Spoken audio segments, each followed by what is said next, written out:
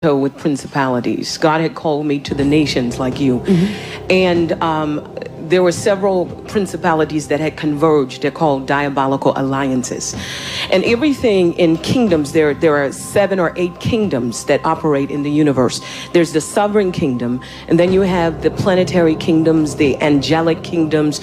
You drop all the way down to organic kingdoms and the kingdom of animals, and then you get to the kingdom of man, and then you get to the inorganic kingdom. And so there are kingdoms that exist that we don't see with the natural eye, but they exist and they are working and they are functioning in rank and in order.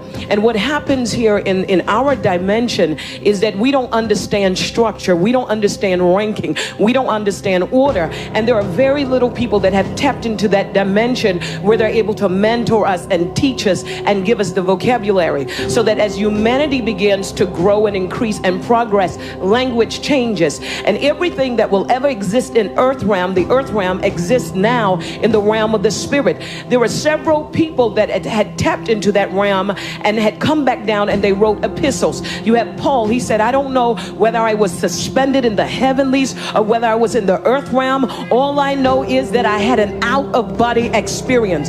Then you had people like John the Revelator, but he said that I was on the Lord's day, I was just laying where they had beaten me, but then God called me into another dimension. He said, come up higher. You have people like Jeremiah that tapped into that dimension. You had people like David that had tapped. You had people like Daniel. Daniel physically was here in the earth realm, but yet he outranked every king that he served under. He outranked Artaxerxes, Cyrus, Nebuchadnezzar, all the kings he outranked. God does not do anything in the earth realm unless he has a representative. He has resigned himself to the human beings, and he said to us, I'm going to give you dominion over the works of my hand. What we have not understood, we have not understood dominion. We have figured out that we need to be saved. There's the saving of the soul, there's the saving of the spirit, but there's another dimension that God is tapping into, the saving of the mind. That's where the word repentance comes in.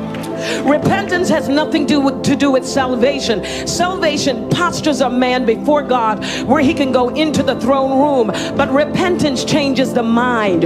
There are many dimensions that we live on, and one of the things that we are fighting is the intrinsic weapons, the weapons that the enemy does not have to forge. They are forged and formed in dimensions of our soul. We operate in about 12 different dimensions as human beings. We know the spiritual realm, but there's the psychological, the emotional, the physical realm. This is where weapons are formed. These are intrinsic weapons.